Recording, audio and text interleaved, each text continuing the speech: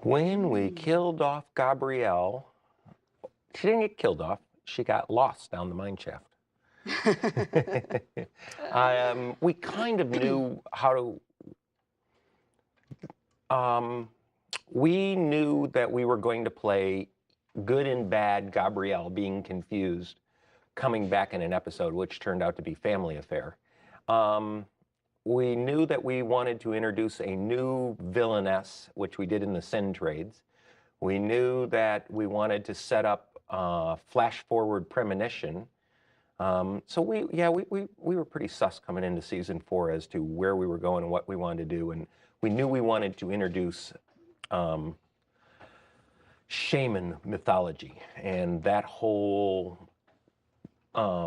horsey, killing the horse to go to the other side, that all kind of crazy stuff that later kind of came back in through Amazons and fifth season Lifeblood and Kindred Spirits and another type of religion, really, wasn't it?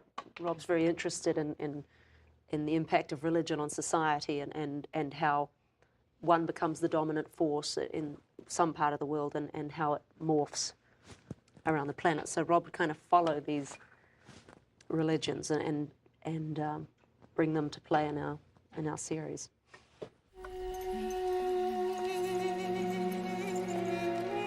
Gabrielle, I'm entering a world of darkness I promised myself I'd never return to. But it's the only way I can see you again.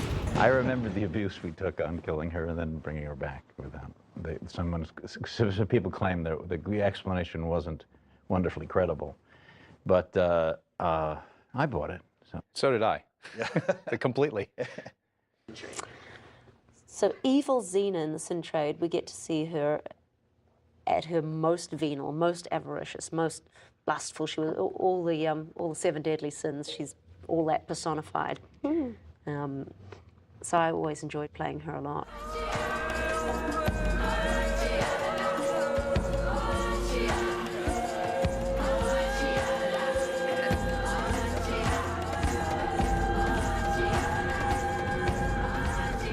It was wonderful to have a reunion with TJ Scott, who directed episodes in season 1 and 2, but I think he'd been away for a while. He'd had other projects on, and so we hadn't seen him for a while, and it was great to have TJ down again.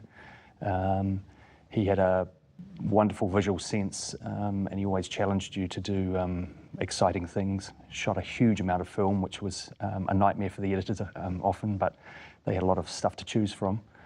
And yeah, we went away on location, which was something that we rarely did on Xena. I'd say 95% of the episodes were shot within 25 k's of downtown Auckland. So to actually go into the Central Plateau area of the North Island of New Zealand in the middle of the mountains in early winter was a huge challenge, but also fantastic visual opportunities there. It was early winter. Snow wasn't completely falling around the area that we were shooting in. It was a high alpine desert, which it's the closest thing we have in New Zealand to a desert. But you'd think that means it gets not much rain. Well, that's not entirely true. It's a desert because of the altitude and the type of vegetation, which gave us a very stark, barren landscape with lots of rocks and kind of a Mongolian steppe kind of look to it, which worked really well for the episode. But the first day we turned up to shoot, it was pouring with rain, and I can quite honestly say it was probably the wettest day in my career that I've ever spent shooting. I remember comparing the wet weather gear that the whole crew was wearing. Some people had $600 or $700 Gore-Tex jackets and leggings, and some people had $100 bright yellow PVC leggings. And I was interested to see after a day of continuous rain who came out driest. Well, the quick answer is no one. After 12 hours of continuous rain, nothing worked. The guys in the PVC sweated inside and got as wet as everyone else. And the $600 Gore-Tex jackets, just after about 10 hours, just gave up, and everyone was equally cold and wet at the end of the day. There's a sequence in Sin Trade where Lucy's stalking a deer, an animal, and you can actually see the rain on camera bucketing down. It's normally pretty difficult to see rain on camera unless it's got strong backlight and it's at night. But when I was rewatching the episodes, I went, yep, it was really raining, that is wet. and Steadicam was all wrapped up in plastic bags trying to do its job without getting rain on the lens. Anakin!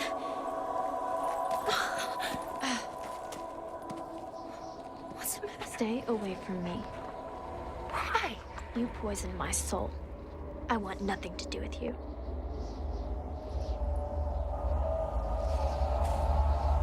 They would be terrible weather conditions down there, and they I'd be talking to Eric. He'd say it's raining and we're in mud and all this stuff, and I said, Eric, what are you complaining about? It's raining here too, and I just wrote an incredible adventure scene. That's right. It's just words. You say it's just words. Right. But the great pleasure of working with Eric is that you could actually write those things, and they show up on TV looking wonderful, and I give him all the credit for making those things work. Well, I just farmed it out to other people. I couldn't tell you. My mind has lost its center. It's turning. Can't hold. It can't hold. That was an interesting shot. It was a time when we were allowed to spend money on a nice toy. So we had a big crane with a remote head on it, and we used it 3 or 4 times, which reoccurs throughout the show. But when Lucy is going into a trance state in the cave, there's a shot where the camera spirals as it goes down this narrow tunnel and towards her. But it was kind of tricky because it was a very narrow set that we had, that the art department had built. It wasn't for real, it was all done in the studio. And the camera only just had enough room to spiral on its end as it pushed in towards Lucy. And I think they used it once as we went in towards her, and then used it again as it came back out and sucked out of the cave. So that was kind of fun to do. Those little technical challenges are nice things to do to get away from the ordinary shots that you are often forced into doing because of the time constraints.